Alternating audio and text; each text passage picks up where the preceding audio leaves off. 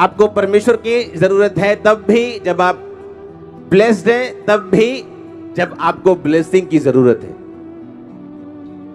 Bible कहती है नबूकदनेस्सर राजा एक ऐसा राजा था जिसके पास सब कुछ आ गया था और दुनिया के आधी दुनिया उसने जीत ली थी और सब राजा उसके अधीन थे। और बाइबल कहती है उसने एक दिन हवन से बोला छत के ऊपर से, कहता क्या ये मेरे ही हाथों का बसाया हुआ शहर नहीं? और बाइबल कहती है उसके मुंह से यह भी शब्द निकला ही था, आकाशवाणी हुई कि राज्य तेरे हाथ से निकल गया, क्योंकि तूने अपने पास की आशीषों की सारी घोषणा अपने नाम पे की और ये नहीं कहा कि परमेश्वर ने मुझे आशीषित किया और उसने मुझे ऊंचा किया। बाइबल कहती वो घास चरने लगा, पशुओं के समान रहने लगा।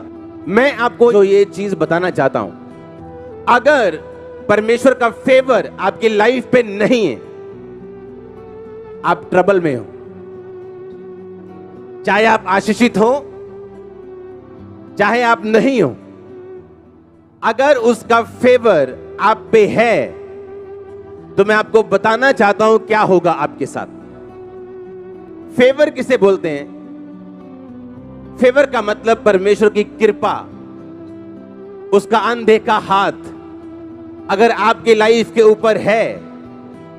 परमेश्वर ने कहा, अपने वचन में लिखा, पतरस कहता कि परमेश्वर और प्रभु यीशु मसीह की पहचान के द्वारा अनुग्रह और शांति तुम में बहुतायत से बढ़ती जाए।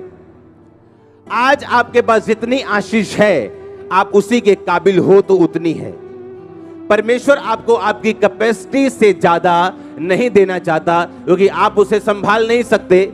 इसलिए परमेश्वर ने कहा था, मैं दाखरस को पुरानी मशकों में नहीं भरूंगा जो नया होगा।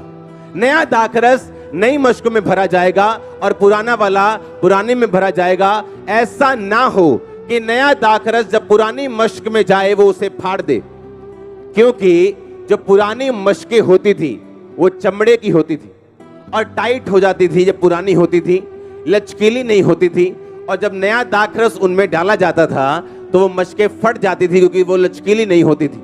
परमेश्वर ने यह बताने की कोशिश की कि मैं तुम्हें नई आशीष तब तक नहीं दे सकता हूं जब तक तुम अपनी लाइफ को नया ना कर लो और ग्रहण करने योग्य ना बना लो। आज अगर फेवर, प्रभु की कृपा आपकी लाइफ के ऊपर नहीं है, आप जब वीजा लेने के लिए जाओगे, आप गलत एजेंट के पास चले जाओगे। आप जब चर्च की जगह ढूंढने के लिए जाओगे, आप गलत जगह चले जाओगे।